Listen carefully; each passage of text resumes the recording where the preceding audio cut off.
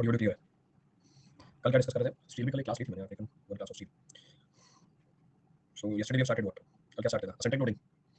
सो eccentric loading connection start किया था. इसमें bolt subjected to direct and twisting movement कर लिया था. कहां तक गया था? एक बार पिक्चर शेयर कर देना उसकी, शेयर द पिक्चर. कहां तक हमने लास्ट पॉइंट मेंशन किया था, उसके आगे कंटिन्यू करते हैं. Will continue with that only. Start करने से पहले बेसिक अनाउंसमेंट्स है. Offline centre for GATE and ESC live now. Classes are running. इससे पहला topic basic announcement.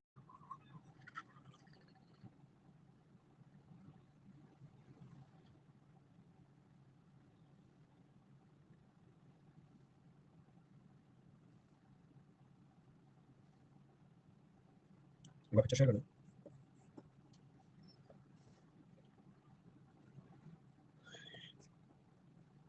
Line of action बता दिया था, डायरेक्ट शेयर का, टॉर्शन शेयर फोर्स का रिजल्टेंट बता दिया था. थीटा एंगल फॉर सेफ्टी के लिए आपने कंडीशन नहीं लिखी. चलो ठीक है. अच्छा ये भी बता दिया था कि आपको एनालिसिस करनी किसके लिए, एनालिसिस करनी सबसे क्रिटिकल बोल्ट के लिए, वो भी बता दिया था. सो 2 और 6 नहीं के लिए करनी भाई, हर बार 2 और 6 के लिए थोड़ी करोगे.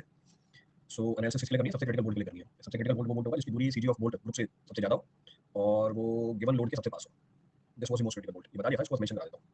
उसको मेंशन करा देते हैं. सो उसमें कंटिन्यू कर लो जो हमने कल डिस्कस किया था, उसी में मेंशन कर सकते हो.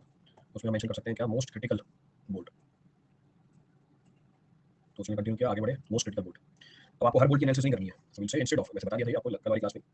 सो विल से instead of finding the, instead of finding out the instead of finding out the forces, finding out the forces in all the finding out the forces in all the bolts, forces in all the bolts, it would be sufficient, it would be sufficient, it would be sufficient to check the, it would be sufficient to check the, it would be sufficient to check the safety, check the, it would be sufficient to check the safety of the sufficient to check the safety of that bolt, safety of that bolt which is carrying maximum resultant force, maximum resultant force, maximum resultant force, sufficient to check the safety of that bolt which is carrying the maximum resultant force. कौन सा होता है? this bolt is this bolt is termed as this bolt is termed as most critical bolt. इस bolt को हम क्या बोलते हैं? Most critical bolt. This bolt is termed as most critical bolt. इसको मोस्ट क्रिटिकल बोल्ट बोलेंगे. कौन सा होता है भैया ये? So will say the most critical bolt.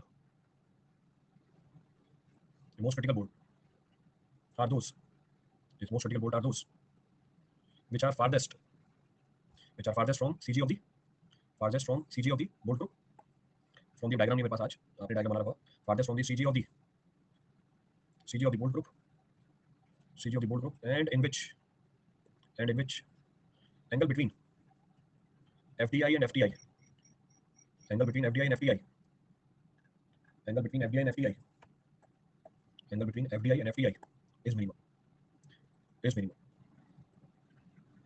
FDI और FTI के बीच का एंगल क्या हो? मिनिमम. अच्छा ये एंगल मिनिमम कब होगा? ये एंगल मिनिमम तब हो जाएगा जब हमारा बोल्ट किसके पास आ जाए? जो अप्लाइड लोड वाली लाइन ऑफ एक्शन है उसके पास आ जाए. So is minimum.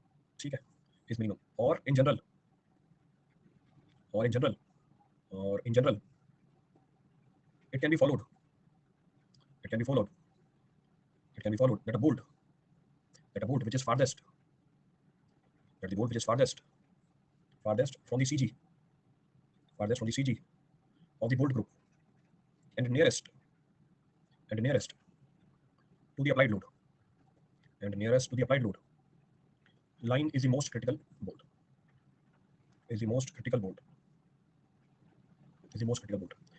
So it can be followed that a bolt which is farthest from the CG of the bolt group and nearest to the applied load line is the most critical bolt. यहाँ तक की discussion हमने कर लिया. तो design करना है तो आप इस बोल्ट को उठा लो और इसी के एनालिसिस करो. So we can say to design the, we can say to design दी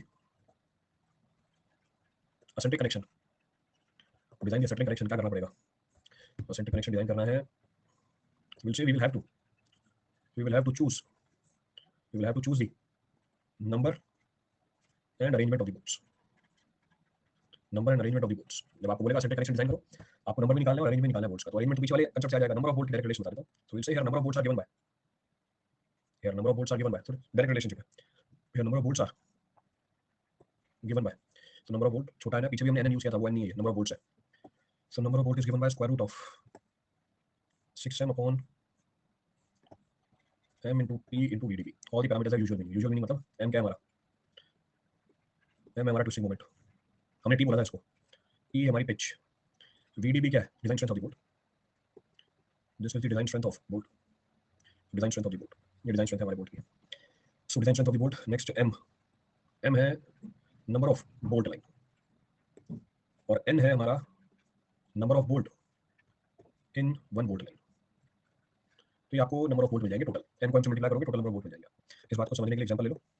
मैं सिर्फ आपको बोल्ट लाइन और नंबर ऑफ बोल्ट बना के दे रहा हूँ। 2 3 4 5 जगह खत्म हो गई, सफिशिएंट है ये हमारी पहली बोल्ट लाइन। डुप्लीकेट कर दो दूसरी बोल्ट लाइन, डुप्लीकेट कर दो तीसरी बोल्ट लाइन, डुप्लीकेट कर दो चौथी bolt line, and so on चलते जाओ। ये हमारी क्या हो गई, बोल्ट लाइन बन गई। और ये हमारा सीजी बोल्ट ग्रुप है। लेट्स सपोज ये लोड लगा है यहाँ पे। तो अभी जो मैंने आपको केस बना के दिखाया है, जिसको हमने ई नॉट बोला था, जिसको लोड थी, अभी जो मैंने केस बना के दिखाया है, फॉर एग्जांपल ये जो केस बना हुआ है, तो फॉर एग्जांपल अभी जो केस बना हुआ है आपके सामने, इसमें एम क्या, नंबर ऑफ बोल्ट लाइन कितनी है हमारी, 1 2 3 4 4 बोल्ट लाइन है। और number of bolt in one bolt line how much, 5। तो ये हमारा एग्जांपल हो गया, दिस इज आवर एग्जांपल। तो अब जाके पहला असेंट्रिक कनेक्शन की कहानी बताओ। The first eccentric connection is finished.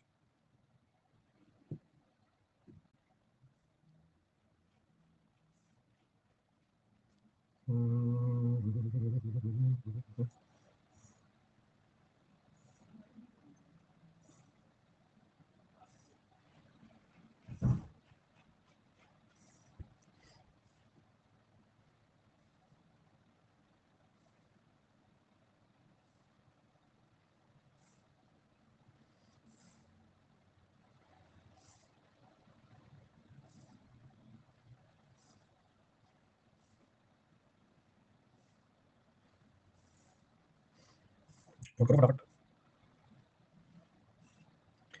3 2 5। Done. तो सवाल करते हैं इसके ऊपर, बस एप्लीकेशन ही है, थ्योरी तो पूरी बता दी इसकी। Will go for the application. Steel का सवाल उठाते हैं, कनेक्शंस, जनरल डिजाइन कंसंट्रेशन भी हो गया, कनेक्शंस चल रहा है, वेल्डिंग चाहिए इसके बाद, ठीक है।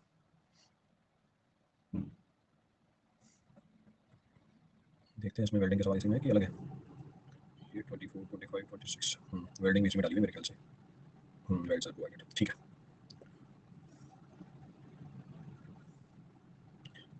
Treatment of water.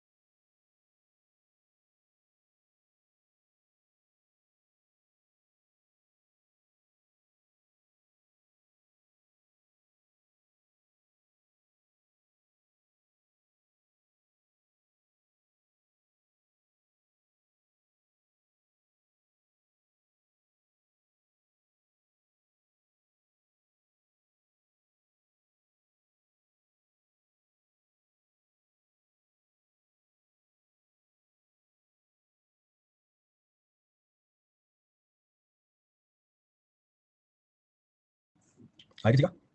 चलो पहला मैं खुद करके देता हूँ आपको सारी चीजें कैलकुलेट, अगला सवाल आप खुद करना। You do the problem on your own, the next problem which I will give you वो इस बार का मींस का प्रॉब्लम है, वो भी देख लेना आप। चलो क्या है, determine the factor load P that can be carried by the joint as shown in the figure. The bolt used are BSM diameter, grade 4.6, thickness of the flange of I section, thickness of the flange, पीछे flange लगी हुई I section की is 9.1 mm and that of the bracket is 10 mm, bracket हमारा 10 mm तक है। assume the steel of weight 410, क्या दे रखी है 80 mm 80 mm और लास्ट में 40 mm दे रखी है आपको। सो लास्ट आपको दे रखी है 40 mm, ठीक है। इन दोनों के बीच की दूरी है 120 mm। तो कितना हुआ 80 सेंटर टू सेंटर डिस्टेंस है ना हमारी, कितनी हो गई है 80 80 160 160 और ये हो गया 200 200 400 हो गया टोटल। तो टोटल हमारी हो गई 400 mm और ये 120 mm है, ये हमारी 120 mm है, ठीक है। स्टार्ट करते हैं। सो पहला तो सॉल्यूशन सबसे पहले क्या निकालना पड़ेगा, रिफ्रेश कर रहा हूँ पेन चलिए। सो सॉल्यूशन पहले क्या निकालेंगे, बीडीएसबी डिजाइन शेयर्स लिखने की जरूरत नहीं है। So this will be equal to FUB by root 3 into 1.25, bracket में गए N N A N B plus N S into A S B. अब तो मेरे ख्याल से 20 बार लिख रहे होंगे इस चीज को, इंटू इंटू 4 इंटू 80, पहले और आखिरी जॉइंट के बीच की दूरी जरा बताना कितनी है, लॉन्ग जॉइंट चेक कर रहा हूँ मैं, अगर वो भी लग जाएगा फैक्टर तो उसको भी लगाएंगे। पहले और आखिरी जॉइंट के बीच की दूरी in the direction of the force कितना आ रहा है, पहले और आखिरी बोल्ट के बीच की दूरी। सो पहले और आखिरी बोल्ट के बीच की दूरी 4 into 80, so length of the joint, length of the joint is 4 into 80, बोले तो कितना 320 mm, 320 mm। Then also 15 times of D, 15 times of D, D कितना है भाई, D D D D 20, D 20 ये है 300 mm। क्या समझ में आया, length of the joint is more than 15 times of D, hence modification factor is to be applied. So modification is to be applied, ये मैं बता रहा हूँ आपको, हर बार आपको कुछ चेक करके देखना पड़ेगा। So modification is to be applied, modification apply कर देंगे, डायरेक्टली कैलकुलेट करते हैं ना। सो वीडीएसबी आ गया भैया, वीडीएसबी, वीडीएसबी एफयूबी ग्रेड क्या है हमारी बोल्ट की 4, तो 400, 400 by root 3 into 1.25, then N N की वैल्यू 1 है 2.78 into area pi, diameter of the bolt 20, 20 का whole square by 4, N S की वैल्यू 0 है। इसकी वैल्यू 0 है। ये कितना होता है लॉन्ग जॉइंट का फैक्टर 1.0, लॉन्ग जॉइंट का फैक्टर तो 1.075 minus length of the joint, length of the joint how much, length of the joint है हमारी 320 mm, length of the joint divide by 200d, 200d, so 200 into D, D है हमारी 20 mm की। Calculate करके देखो कितना आ रहा है। शेयर स्ट्रेंथ ऑफ बोल्ट आ गया, सिंबल को सही कर दो।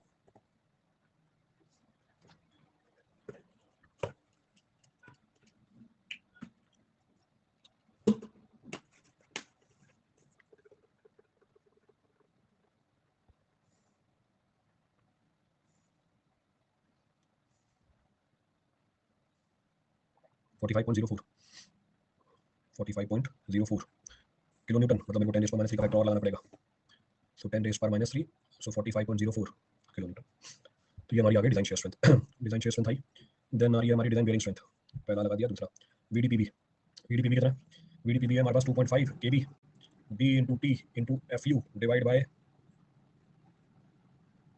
ये अंडू वाला लग गया है 1.25 क्या निकालना पड़ेगा? केबी, केबी केबी केबी केबी आ जाओ भैया केबी में।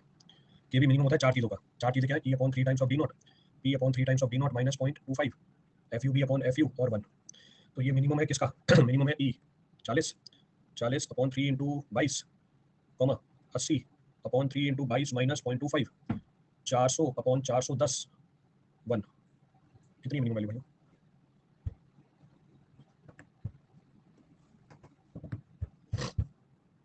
कितनी आ रही है? चारों वैसे देखो मिनिमम कितना आ रहा है? 0.6, तो 0.606 वैल्यू पुट करी, 2.5 0.606 डी, डी कितना है हमारा 20, T thickness of the thinner plate 9.1 और 10 का छोटा 9.1, अल्टीमेट 410 इंटू 10 रेज़ पर minus 3 divide by 1.25, so divide by 1.25। निकाल लो डिजाइन बेयरिंग स्ट्रेंथ कितनी आ रही है। डिजाइन स्ट्रेंथ निकाल लेंगे बोल्ट की। Design strength of the bolt will be minimum of these two, जो भी वैल्यू निकल के आई ऊपर। वीडीएसबी, वीडीपीबी, सर जी ई तो 30 होगा, 40 दे रखा है भाई, 30 कहां से हो गया? दे तो रखा है 40 आपको। Centre to centre distance, centre to centre distance, centre to centre की 40 कितनी आ रही है वैल्यू? 90.43, 90.43 kilo Newton. दोनों में से छोटा कौन है? 45 और 90, 45 और 90 में से 45.04 एग्जैक्टली आधा आ रहा है वो, तो मतलब ऑलमोस्ट आधा ही आ रहा है, थोड़ा बहुत फर्क है।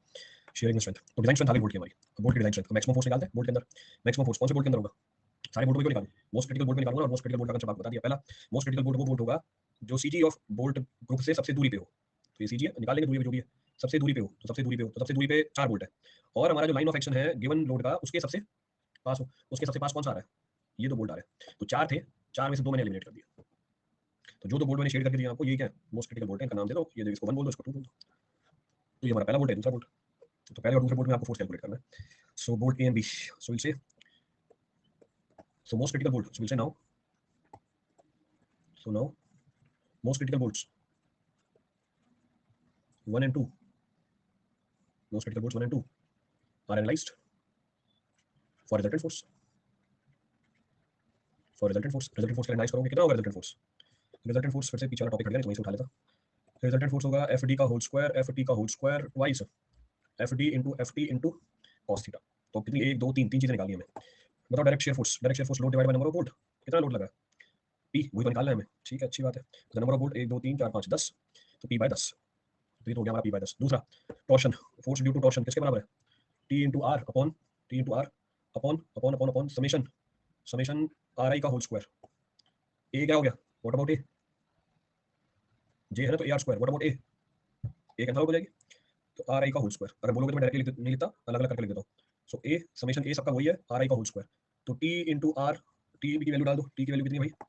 T into E naught into R divide by summation R I का होल स्क्वायर। अब मुझे इस फोर्स ड्यू टू टॉर्शन की वैल्यू निकालनी है। चलो फोर्स ड्यू टू टॉर्शन की वैल्यू निकालते हैं, एक एक पैरामीटर को पुट करते हैं। पी की वैल्यू निकालनी है, ई नॉट कितना है? 200 mm, यूनिट्स का ध्यान रखना, एक प्रॉपर यूनिट्स, सो 200 mm। चलो अब 1 और सेकंड वाले बोल्ट की दूरी सीजी से, तो ये 60 mm तो इधर होगा, और दोनों एजेस से कितना होगा? 100 mm की दूरी पे होगा। तो दोनों एजेस से 100 mm की दूरी पे होगा, तो ये बोल्ट ग्रुप में वापस पीछे बना देता हूँ। अरे बना हुआ है, बना के देता हूँ।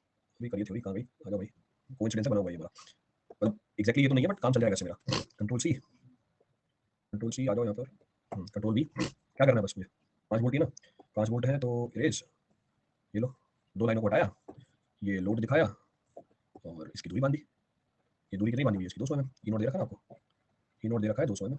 पी की वैल्यू तो निकालनी है आपको। CG of the bolt group, CG of the bolt group कैसे? इन दोनों बोल्टों के बीच की दूरी कितनी है?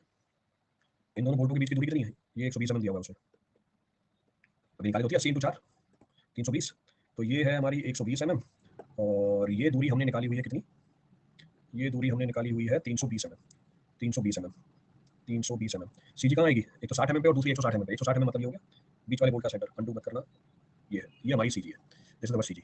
अब ये अगर सीजी है तो मुझे दूरी निकालनी है पहले वाले बोल्ट की, ये पहला वाला बोल्ट, ये पहला वाला बोल्ट है और ये हमारा फोर्स है कौन सा, ड्यू टू टॉर्शन, और ये हमारा फोर्स है कौन सा, एफ डी, और ये हमारा फोर्स है एफ टी। तो एफ डी और एफ टी बता दिया, थोड़ा सा और सही कर देते हैं, ये मेन चीज़ है ना, तो एफ डी को बाहर थोड़ा और बड़ा कर दिया मैंने, ये एफ डी ये थीटा, और बस खत्म। अब मुझे निकालिए दूरी, दूरी है ये आर, अब तो निकाल सकते हो R, now you can calculate the value of R. R कैसे निकाल सकते हैं, देखो ये कितनी दूरी है, this triangle this distance is 60, और ये वाली दूरी कितनी है, ये वाली दूरी है 160, देखा सब कुछ डायग्राम में डाल के दे दिया आपको, कुछ भी नहीं छूटा, 60 mm, और ये है हमारी 160 mm, जितना बना सकता था उतना बना लिया। तो 60 और 160, तो आर की वैल्यू गई स्क्वायर रूट ऑफ 60 का होल स्क्वायर प्लस 160 का होल स्क्वायर, सारे बोल्टों की दूरी, अच्छा समेशन आर स्क्वायर, सारे बोल्टों की दूरी, तो चार बोल्टों की दूरी तो कितनी है, ये ऊपर वाली जो कोने वाले चार है, तो चार बोल्टों की तो दूरी है हमारी, तो चार बोल्टों की तो दूरी है हमारी summation of 60 square plus 160 square, दो बोल्टों की दूरी कितनी है, दो बोल्टों की दूरी तो 60 ही है, तो दो बोल्टों की दूरी तो 60 ही है, प्लस और कितने बोल्ट बचे, चार बोल्ट बच गए, और बचे हुए चार बोल्टों की दूरी कितनी है, बचे हुए चार बोल्टों की दूरी कितनी है, स्क्वायर रूट ऑफ 80 और 60, स्क्वायर रूट ऑफ 80 का होल स्क्वायर और 60 का होल स्क्वायर। अब आपका काम है निकालना, ऊपर भी mm नीचे भी mm, square root E into R, ये mm है और नीचे भी mm कट जाएगा, जो वैल्यू होगी मेरे पी की उसमें वैल्यू निकल के आएगी, तो पी हमारा उसमें चलेगा, चलो ठीक है निकाल दो कितना आ रहा है, पी का कोफिशिएंट बताना कितना आ रहा है, coefficient of P coming out, तो ये आ गया 0.1 पी, पी के आगे वाला फैक्टर बताओ कैलकुलेट कर, बस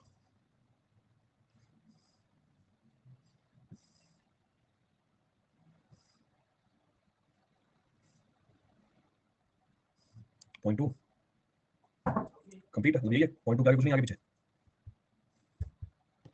तो 0.2 0.20 पी, यही है, 0 पी क्यों लगा रहे हो फिर, 0.2 पी 28.39, ये कहाँ से निकाल लिया भाई 28.39, करो भाई ढंग से कैलकुलेट, सर मिड वाला भी तो होगा, मिड वाले ले तो लिए दोनों 60 mm की दूरी पे हैं भाई, 10 ही तो बोल्ट हैं, आ तो गए 4 इंटू 4 इंटू 2, 4 प्लस 4 8 और 2, तुम कैलकुलेट करते नहीं हो बीच में, हर बार बोलते हो सर ये भी तो होगा, खुद पे पेन से कैलकुलेट करो ना बैठ के, वो तो गए 10 बोल्ट, 10 बोल्ट ही तो है, कितनी वैल्यू आ रही है 28.23296 पी, इतना ज़्यादा कैसे आ रहा है, उधर आ रही है हमारी 0.1 पी डायरेक्ट की वजह से, और ये वैल्यू हमारी आ रही है ये, अच्छा ठीक है, ये स्क्वायर है ना सारे, समीशन ऑफ आर स्क्वायर है ना, तो ये सारे स्क्वायर है, आप उस साइड लिखे हुए हैं इसलिए हुआ, अच्छा मेरी गलती है, मैं उस साइड लिख दिया इसलिए हो गया, ओके ओके, कितना है 0.2 टाइम्स ऑफ पी पूरा, 0.2 times of P, 0.2 times of P, ठीक है। अब और क्या चाहिए ऊपर, थीटा, थीटा कॉस थीटा, देखो ये पूरा एंगल 90 डिग्री है, this complete angle is 90 degree, ये एंगल 90 डिग्री है, अगर ये थीटा है तो ये बचा हुआ कितना हो जाएगा, बचा हुआ हो जाएगा हमारा 90 माइनस थीटा, ये एंगल 90 डिग्री है तो ये वाला एंगल भी कितना हो जाएगा थीटा, तो अगर ये थीटा तो लगा cos थीटा डायरेक्ट निकालते हैं, थीटा भी निकालें, cos थीटा निकालते हैं, cos थीटा क्या होगी हमारी, cos थीटा होगी बेस अपॉन हाइपोटेन्यूज, बेस कितना है इसका 60, और हाइपोटेन्यूज कितना है, तो निकाला तो है आपने हाइपोटेन्यूज ऊपर, square root of 60 square plus 160 का whole square, square root of 60 square plus 160 का होल स्क्वायर, कैलकुलेट करो कितनी आ रही है 0.35, डालो ऊपर, रिजल्टेंट फोर्स बताओ कितना है, आपका काम है कैलकुलेट करना, कैलकुलेट रिजल्टेंट, भाई 40 सेंटर टू सेंटर डिस्टेंस है भाई, वाह, मतलब अगर ये 40 ले लिया फिर इनके बीच की दूरी 320 कैसे मान ली, ये फोटो निकाल के भेजा सर ये 40 सेंटर टू सेंटर डिस्टेंस है सारे, तो अगर ये 40 है तो आप इधर ये बताना लॉन्ग जॉइंट के लिए सारे बोल्टों की पहले और आखिरी वाले बोल्ट की दूरी 320 कैसे निकाली थी, सारे सेंटर टू सेंटर डिस्टेंस कीजिए, वो टाइप पे उसने भैया ऐसे टाइप कर रखा है,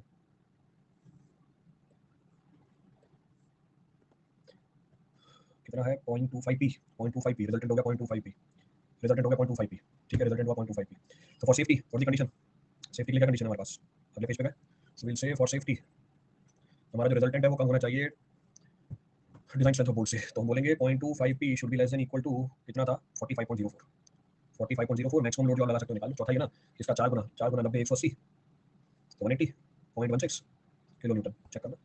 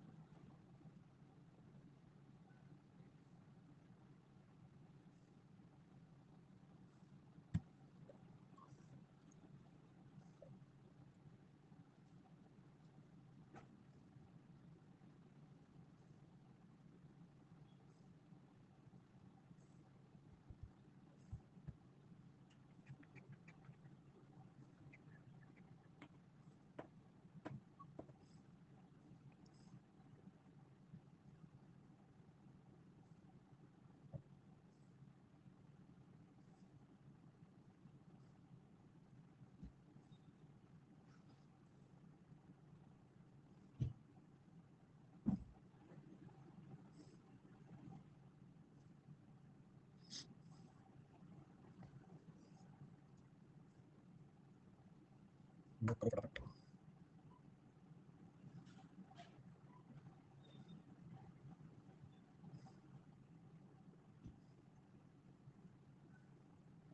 पॉइंट टू सिक्स थ्री, तो पॉइंट टू सिक्स थ्री से कैलकुलेट कर लो। इसने ऊपर संजय ने बताया पॉइंट टू फाइव, तो मैंने पॉइंट टू फाइव लिख दिया।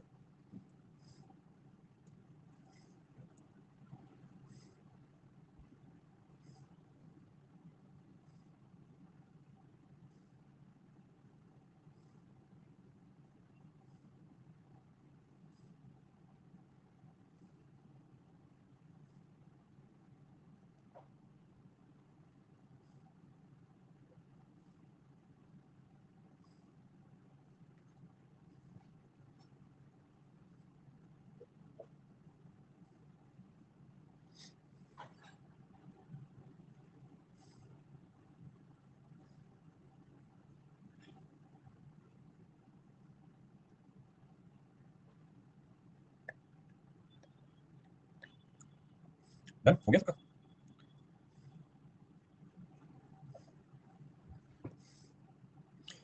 चलो हो गया। तो ये पॉइंट टू फाइव आ रहा है, पॉइंट टू सिक्स थ्री बोल रहा है अभिषेक। एक दो लोगों ने निकाला बचे, उसको रेक्टिफाई कर लो। अगर पॉइंट टू फाइव थ्री आ रहा है तीसरा answer, point two five three आ रहा है, फिर चेंज हो जाएगा ना। पॉइंट टू फाइव थ्री फिर भी चेंज हो जाएगा, थोड़ा बहुत कम हो जाएगा, 180 तक कम हो जाएगी वैल्यू।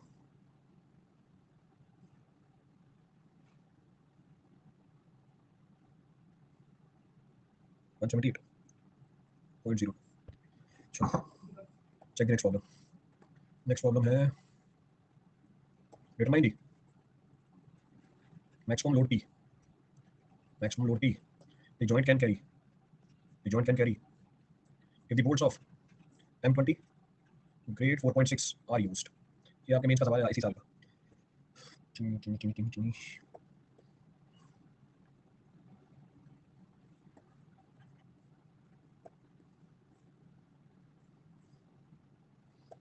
पीछे वेब दे दिया।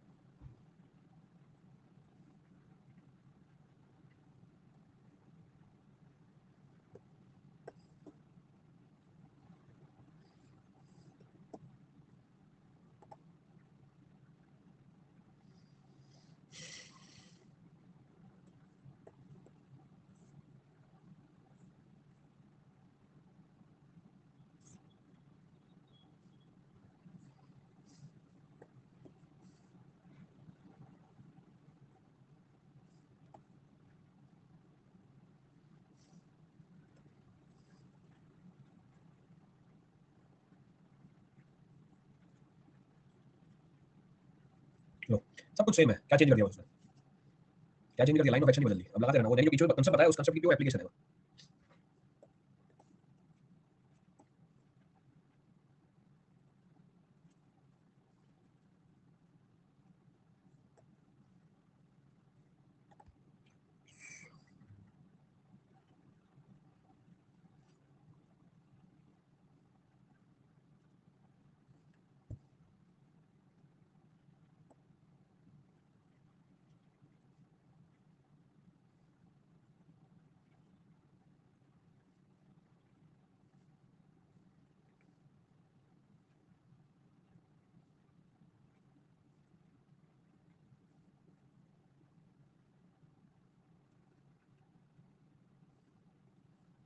ये गिवन है आपको सवाल में, नहीं भी देता चल जाता, सब कुछ पता है। अभी मैं बोला सर हमने तो वीएनएस भी इसको बोला था, नॉमिनल शेयर स्ट्रेंथ को बोला था, ये डिजाइन को बोल रहा है भाई, उसकी मर्जी लिख के दिया उसने, मैं भी यही बोलूंगा। नहीं तो सिंबल क्या लगाते थे हमेशा, वीडीएस भी लगाते थे, नॉमिनल के लिए हमने वीएनएस भी यूज कर रखा था। अब डाल के दिया था partial factor of safety on the design shear strength, और इनफैक्ट लिख के भी दिया होगा। Is also given to you. आप चेंज कर दो, वीडीएस भी लगा दो, जो हमारा स्टैंडर्ड रोटेशन है, हम तो सही चले ना। तो वीडीएस भी लो कैलकुलेट करो, सेम प्रॉब्लम है।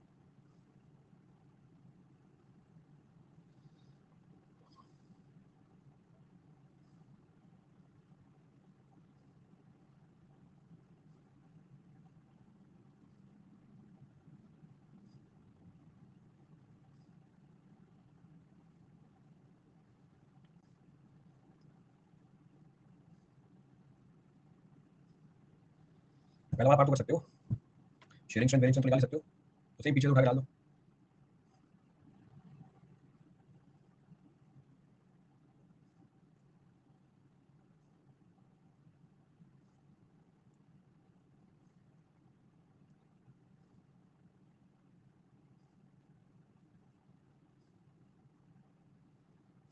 VDSP 45.0 टू सेम बीच वाला ही।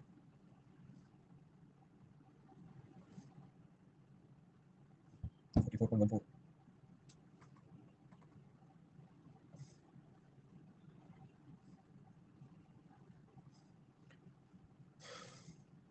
चलो स्टार्ट करते हैं अपना सॉल्यूशन। यहीं से उठाएं, ये मैं यहीं से कॉपी कर रहा हूँ ताकि कैलकुलेशन मेरी यही रहे। जो थोड़े बहुत मॉडिफिकेशन होंगे सवाल के हिसाब से वो चेंज कर देंगे। ये तो सवाल था, ये कंट्रोल भी कर दिया, ये हमारा सॉल्यूशन आ गया। चलो तो ये हमारा डिजाइन शेयर फोर्स आ गया, डिजाइन शेयर स्ट्रेंथ आ गई, डिजाइन शेयर स्ट्रेंथ आ गई। Long joint long joint long joint long joint, 1 2 3 4 4। 80 की जगह क्या हो जाएगा, 80 की जगह क्या हो जाएगा 100, 180 की जगह हो जाएगा हमारा 100। तो कितनी वैल्यू आ गई 400 mm, 400 mm। 15 D, D M20 20 mm का ही है, तो ये तो सेम है। तो length of the joint is more than 15 15 D, तो सेम कहानी चली, सेम कहानी चली, इसमें तो कोई इशू नहीं आया। तो design shear strength 400/√3 into 1.25 1 into 0.78 pi d square by 4 ये चलेगा। बस 320 की जगह क्या हो जाएगा, 320 की जगह हो जाएगा 400। तो आंसर तो आना ही चाहिए 45.04। अब वैल्यू बढ़ गई, ये वैल्यू बढ़ गई तो ये और छोटी हो जाएगी, और छोटी हो जाएगी, तो वैल्यू 45.04 से भी छोटी आनी चाहिए। 44.1, 44.1 किलोमीटर, तो 44.1 किलोमीटर, ये तो वैसा का वैसा आ गया। डिजाइन बेयरिंग स्ट्रेंथ सब कुछ ये चलेगा, ये चलेगा। अब केबी की वैल्यू मेरे को दोबारा निकालनी पड़ेगी, केबी की वैल्यू दोबारा निकालनी पड़ेगी। ई कितना दे दिया इस बार इसने, ई दे दिया 50 mm, और ये कितनी हो गई 100, तो ये हो गया 50, ये हो गया 100, बस ये एक चेंज है, बाकी सब कुछ तो सेम चल रहा है। तो मिनिमम वैल्यू और चेंज हो जाएगी। देखो भैया मिनिमम वैल्यू कितनी है, 0.7575, तो ये इसको चेंज करो 0.757, 0.757। D20 है, T thickness thickness thickness thickness thickness की वैल्यू कितनी है हमारी, थिकनेस की वैल्यू हमारी 10 mm। D20 चलेगा, D20 चलेगा, थिकनेस हमारा कितना हो गया 10 mm, थिकनेस हमारा हो गया 10 mm। बाकी सब कुछ वही चला, थोड़ा सा चेंज आएगा इसके अंदर, निकालो थोड़ा सा चेंज जो भी आ रहा है। तो यहाँ तक का तो सारा सवाल सेम है, कोई चेंज नहीं है सवाल के अंदर। 124.24, सो 124.24 क्रॉस वेरीफाई कर लेना। Design strength of the bolt और bolt value is equal to how much, 44.1 kilometre.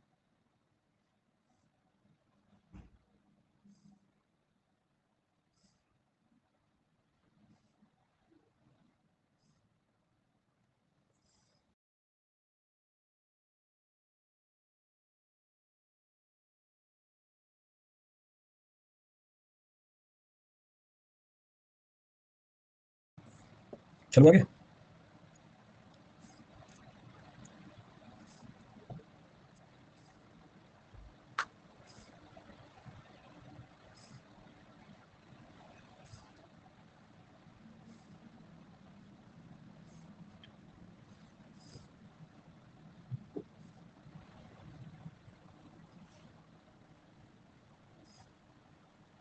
चलो कंटिन्यू, चले। चलो अब नेक्स्ट नेक्स्ट वापस पीछे वाले सवाल में जा रहा हूँ। मोस्ट क्रिटिकल बोल्ट, अब मुझे निकालना है मोस्ट क्रिटिकल बोल्ट। अब मोस्ट क्रिटिकल बोल्ट के लिए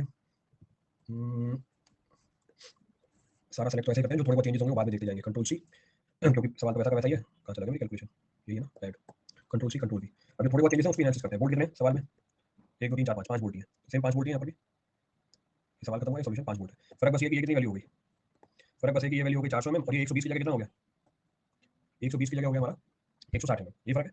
120 की जगह हो गया 160 mm, चलो सबसे अच्छी बात है।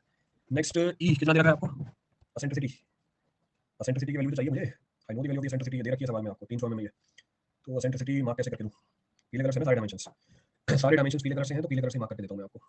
ये हमारी eccentricity, this is our eccentricity, ये दे रखा है सवाल में 300 mm। अब यहाँ पर जो चेंज आएगा उसको इंक्लूड करना है मुझे कैलकुलेशन के अंदर। ठीक है, आ जाओ भैया अपनी कैलकुलेशन में।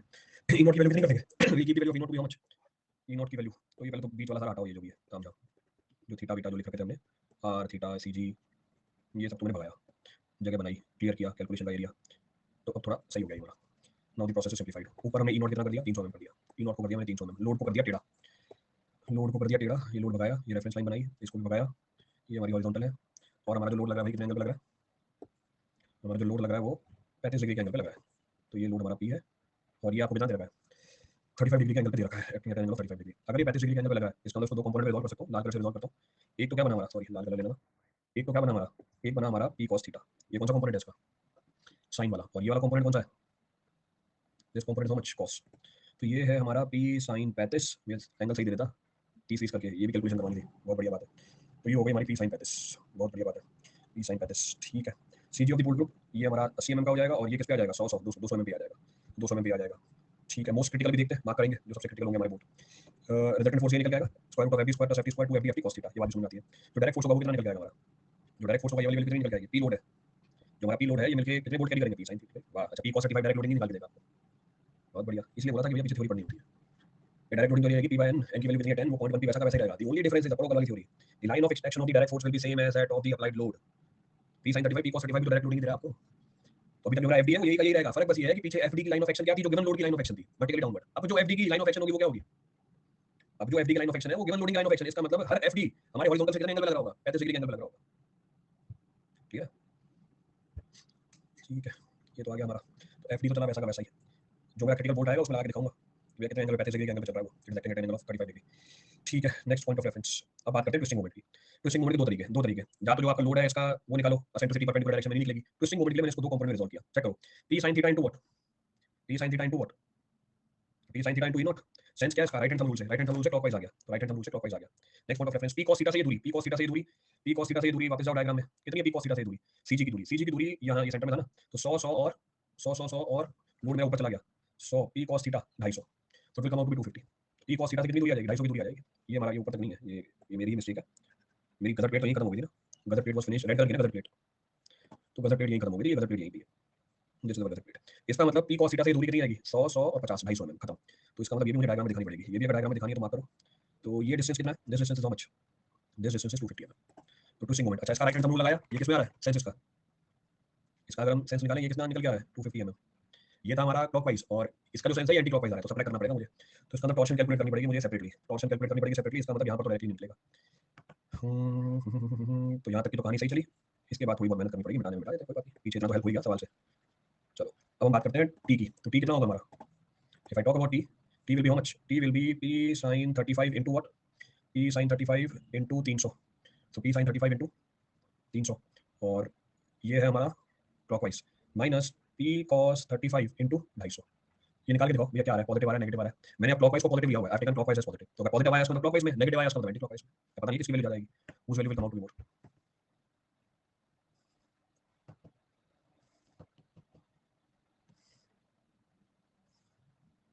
माइनस आ रहा है, so minus what 32.71, so minus 32.71 P, क्या समझ में आया इसे, 37 32 बोल रहा होगा आकाश भी। माइनस आया, इसका मतलब सेंस कैसा है इसका, एंटी क्लॉकवाइज यूं चलेगा सेंस, ध्यान रखना, माइनस साइन है ब्रैकेट में डाल दिया, सेंस कैसा चला एंटी क्लॉकवाइज, तो मुझे एंटी क्लॉकवाइज डायरेक्शन में दिखाना पड़ेगा। अभी तक पीछे वाले सारे कैसे दिखा रहा था, क्लॉकवाइज डायरेक्शन में, ये एंटी क्लॉकवाइज डायरेक्शन में जाएगा। सो this will go anti clockwise direction. अब सबसे क्रिटिकल बोल्ट कौन सा होता है, सबसे क्रिटिकल बोल्ट वो बोल्ट होता है जो CG of the bolt group से सबसे दूरी पे हो, CG of the bolt group से सबसे दूरी पे हो, और जो मेरा जो गिवन फोर्स है उसकी लाइन ऑफ एक्शन से सबसे पास हो, ये होता है सबसे क्रिटिकल बोल्ट। थीटा की वैल्यू छोटी सबसे उसके लिए आएगी, सो थीटा की वैल्यू छोटी सबसे उसके लिए आएगी। सो इसके लिए क्या करना पड़ेगा, नंबरिंग डालो पहले बोल्टों की, डालो भैया नंबरिंग ले लो। सो 1 2 3 4 5 6 7 8 9 10, और लाइन ऑफ एक्शन आपको निकाल के दे रहा हूँ यहाँ से मैं, जो हमारा गिवन लोड है, ये लो भैया गिवन लोड, देखने से पता चल रहा है, थोड़ा बहुत आइडिया तो लग ही जाएगा देखने से। सेंस ध्यान रखना, सेंस एंटी क्लॉकवाइज है, sense is an anti clockwise direction. ये मेरा डायरेक्ट फोर्स की लाइन ऑफ एक्शन है, और इसे सबसे पास वाला निकालना है, तो सबसे पास वाला, इसे सबसे पास वाला कौन सा निकल के आ रहा है, तो सेंस है बना हमारा एंटी क्लॉकवाइज। ये एक तो मुझे दिख रहा है 7वां नंबर सबसे पास इसका, तो एक तो 7वां नंबर आ गया। दूसरा ये लाइन ऑफ एक्शन फोर्स की दिखाई है, दूसरा दूसरा बाकी निकाल के देखते हैं, ऐसे देखने से नहीं पता चल रहा, let I find on my own. तो फिर रेडियस भी चाहिए होगा सबका, ये लो सबके रेडियस भी, क्योंकि कैलकुलेशन तो चाहिए टॉर्सल फोर्स में, रेडियस की कैलकुलेशन पीछे भी कर दी आपने, तो टॉर्सल फोर्स के अंदर रेडियस की कैलकुलेशन तो होगी 10 वोल्ट है, 10 वोल्ट का रेडियस चाहिए होता है समेशन आर करने के लिए, in order to carry out summation are square, तो उसकी तो जरूरत पड़ेगी हमें।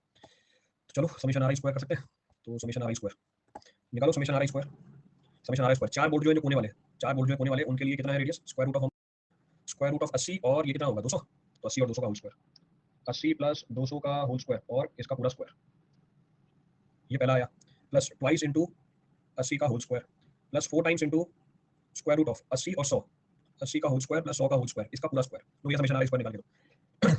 तो टॉर्शन वाले में एक और कहानी कर ली,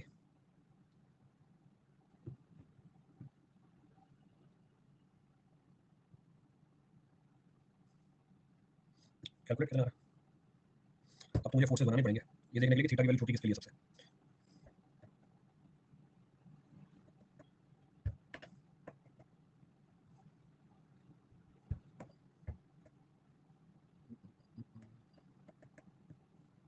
कितना 26400, 264 1 2 3, और cos theta dft cos theta. चलो now I am talking about the line of action, line of action के लिए मैं फिर से मदद लेता हूँ किसकी, फिर से मदद लेता हूँ इस डायग्राम की। I am taking the help of this diagram only. वापस पीछे बनाता हूँ और जो फालतू की चीजें उसे एलिमिनेट कर दूंगा। कंट्रोल सी, पीछे वाले पे आए पेज पे, ओनली टू दी कैलकुलेशन, इसको मैंने बीच में कर दिया, बीच में क्यों करें, साथ में कुछ ले देंगे ना। देखो कौन सी चीज हटा सकता हूँ मैं यहाँ से, what things can be eliminated. ये 400 था, जरूरत पड़ेगी इसकी। डोंट वांट दिस, भागो तुम यहाँ से, बीच में दिक्कत करोगे। लोड की लाइन ऑफ एक्शन तो चाहिए चाहिए। देखो ये तो साफ साफ दिख रहा है कि आपका बोर्ड बहुत पास है। अब कलर ऐसा लेता हूँ जिसमें आपको दिखे साफ साफ कुछ। ये अगर 35 डिग्री का एंगल है, पैरेलल एक लाइन बनाई, ये बना रेडियस। रेडियस सेंस क्या था मेरे उसका, एंटी क्लॉकवाइज है ना, टॉर्शन का। तो मतलब बोल्ट के सेंटर से CG of the bolt group के सेंटर को जोड़ने वाली जो लाइन है, इससे परपेंडिकुलर डायरेक्शन में कौन लगता है, इससे परपेंडिकुलर डायरेक्शन में कौन लगता है, टॉर्शन एफटी। ये लो, ये मत बोलना सर कैसे निकाला, अब ये इसके परपेंडिकुलर डायरेक्शन में लगता है एफटी, ठीक है। दूसरा, और जो एफडी है उसकी लाइन ऑफ एक्शन क्या रहेगी, जो एफडी है उसकी लाइन ऑफ एक्शन रहेगी सेम, जिसमें जो गिवन लोड है। देखो इस पीली वाली, सॉरी ऑरेंज वाली लाइन के पैरेलल लाइन बनाई हमने लाल वाली, ये मेरा एफडी है, जो हॉरिजॉन्टल के साथ कितने एंगल पे चल रहा होगा, जो हॉरिजॉन्टल के साथ कितने एंगल पे चल रहा होगा, 35 डिग्री एंगल पे चल रहा होगा। It will making an angle of 35 degree with horizontal, तो ये हॉरिजॉन्टल के साथ 35 डिग्री का एंगल है, एंगल कैलकुलेशन करनी पड़ेगी आगे, तो इसलिए इसको काटा। तो इसमें तो काम नहीं बना, देखो थीटा बहुत ज्यादा आ गया, किसके बीच का थीटा चाहिए मुझे, एफटी और एफडी के बीच का थीटा चाहिए, वैसे थीटा बहुत ज्यादा है, it is comparatively very high. So ये 35 डिग्री का एंगल है, ये 35 डिग्री का एंगल है, और ये पूरा 90 डिग्री है, दिस इज 90 डिग्री। तो वो तो यूज नहीं करूंगा मैं, तो छोड़ा, सातवां वाला सबसे क्रिटिकल नहीं है, मोस्ट क्रिटिकल नहीं, क्योंकि थीटा क्या आ रही है, बहुत ज्यादा आ रही है, पीली वाली लाइन और लाल वाली लाइन के बीच का एंगल बहुत ज्यादा आ रही है। तो अब देखो पीली वाली लाइन और लाल वाली लाइन का एंगल बहुत ज्यादा आ रहा है, तो इसका cos थीटा छोटा हो जाएगा। अब दूसरे को पकड़ते हैं, दूसरे को पकड़ते हैं, दूसरे को पकड़ा, ये चौथे वाले को पकड़ा, चौथे वाले को पकड़ा, देखो यहाँ, जब इस चौथे वाले को पकड़ा, पहली चीज इसमें भी एफडी किसके लॉन्ग लगेगा, जो गिवन लोड है उसके लॉन्ग ही लगेगा, ये मेरा गिवन लोड था पी, किसके लॉन्ग लग रहा है, किसके लॉन्ग लग रहा है, तो एफडी तो निकाल के बताओ, सेम इसी के पैरेलल चलाएंगे लाइन। ये हॉरिजॉन्टल से कितना एंगल बना रहा है, ये हॉरिजॉन्टल से अपना एंगल बना रहा है 35 डिग्री का मस्त, ये 35 डिग्री का एंगल बना रहा है मस्त। अब मुझे बताना है एफटी, एफटी बनाऊंगा मैं पीले कलर से डिफरेंशिएट करने के लिए, जो लाइन बोल्ट के सेंटर से, जो लाइन बोल्ट के सेंटर से CG of the bolt line को जोड़ रही है उसके परपेंडिकुलर, और सेंस क्या एंटी क्लॉकवाइज, सेंस बना हमारा एंटी क्लॉकवाइज, यानी इस पीली वाली लाइन के क्या परपेंडिकुलर, तो इस पीली वाली लाइन के परपेंडिकुलर। भागो चार तो दुनिया से, तुम्हारी जरूरत नहीं है ना, इस पूरी लाइन की जरूरत है, मुझे फोर्स की जरूरत है, वो दिखा रहा हूं। ये लो, ये हमारा एफटी आया, इस बार दिखा एंगल छोटा है, तो 4 और 7 क्या थे एक दूसरे के मिरर में से, इसलिए मैंने उठा लिया, ये एंगल चाहिए मुझे इन दोनों के बीच का, दिस इज द एंगल, ये दिख रहा है cos थीटा छोटा है, दिस इज स्मॉलर। अच्छा यहाँ पर 5 5 छठा और ये सब क्यों नहीं उठा रहा, 6 उठाऊंगा तो फिर से वही कहानी, 6 उठाऊंगा तो एंगल बड़ा हो जाएगा, कोई जरूरत नहीं है, देखो थीटा बड़ा है इसके अंदर। अगर मैं 5th उठा रहा हूं, इफ आई कंसीडर 5th, इसको भी चेक कर सकते हैं, क्योंकि इसमें आर की वैल्यू ज्यादा है, चौथे वाले की आर की वैल्यू क्या छोटी है, चौथे वाले की आर की वैल्यू छोटी है और थीटा की वैल्यू भी छोटी है, और पांचवें वाले के लिए क्या, आर की वैल्यू ज्यादा है और थीटा की वैल्यू ज्यादा हो जाएगी, तो नहीं पता किसका प्रोडक्ट ज्यादा आएगा, चेक करना पड़ेगा भाई। चलो ये जोड़ा, एफडी तो जो गिवन लाइन ऑफ एक्शन है उसी के लॉन्ग चलेगा, ये लो इसके पैरेलल ही, सॉरी लाल कलर से बनाया एफडी, एफडी तो जो गिवन लाइन ऑफ एक्शन है उसके पैरेलल ही चलेगा। ये तो 35 डिग्री का एंगल बना है हॉरिजॉन्टल से, इसको कोई लेना देना नहीं है, तो इसमें 35 डिग्री का एंगल बना है हॉरिजॉन्टल से, बस जो एफटी है वो हमारी पीली वाली लाइन के परपेंडिकुलर है, इसके it is perpendicular to this. तो हां अभी एंगल बदला है, now this angle is different, ये एंगल डिफरेंट आएगा, this angle will be different, तो निकालेंगे। ये हमारा थीटा 4 है, ये हमारा थीटा 5 है, निकालो भैया एंगल दोनों को कैलकुलेट करते हैं, बस खत्म कहानी। बाकी सब में तो समझ में आ रहा है कि नहीं होगा कुछ भी, बाकी सबका थीटा और बढ़ जाएगा, और rest theta will be increasing. तो ये तो थीटा 3 थीटा 4 और थीटा 5 निकाल के देना आपको, दो बार निकाल के, तो थीटा 4 थीटा 5 लगाओ ज्योमेट्री, थीटा 4 थीटा 5 निकाल लें। सो पहले थीटा 4 निकालो, फिर थीटा 5 निकालो, फिर हम बात करेंगे किसकी, 4 और 5 की। तो हम बोलेंगे क्या, most critical bolts are 4 and 5, so most critical bolt are 4 and 5। बाकी तो 7 बोला था, 7 में तो कुछ समझ में आता नहीं है, तो 7 में तो कुछ समझ में आता नहीं है, क्योंकि 7 में थीटा की वैल्यू ज्यादा है, value of theta is more. तो हम बोलेंगे मोस्ट क्रिटिकल बोल्ट्स आर, आपको कोई और चमक रहा है तो बता देना, मेरे हिसाब से तो यही है, 4 and 5 are analysed for resultant force, ये एनालाइज करेंगे रिजल्टेंट फोर्स के लिए, टॉर्शन तो वही करेगा, समेशन आर आई स्क्वायर वही रहेगा। तो अब मुझे निकालना है थीटा 4 थीटा 5, बताओ भैया थीटा 4 थीटा 5 कैसे निकालें, theta 4 theta 5 is to be computed.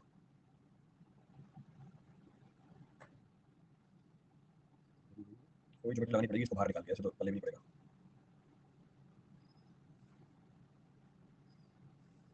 देखो एक कोशिश करता हूँ मैं बाहर निकाल के, तो आपसे तो बोलूंगा तो निकाल के नहीं दोगे, वैसे भी निकालना मुझे पड़ेगा। ये 80 में मैं चौथे बोल्ट तक गया, चौथे बोल्ट तक गया, ये मेरा चौथा बोल्ट है, ये 90 डिग्री का एंगल है, ये 90 डिग्री का एंगल है, ये कितनी थी सेंटर टू सेंटर डिस्टेंस, इसकी सीधी से इसकी सीधी दूरी 80 mm, ये 80 mm, और दोनों बोल्टों के बीच की दूरी कितनी है 100 mm, तो दोनों बोल्टों के बीच की दूरी 100 mm आ गई। चलो इतना तो क्लियर हुआ, दोनों बोल्टों के बीच की दूरी आ गई 100 mm। ये मेरा बोल्ट नंबर 4 है,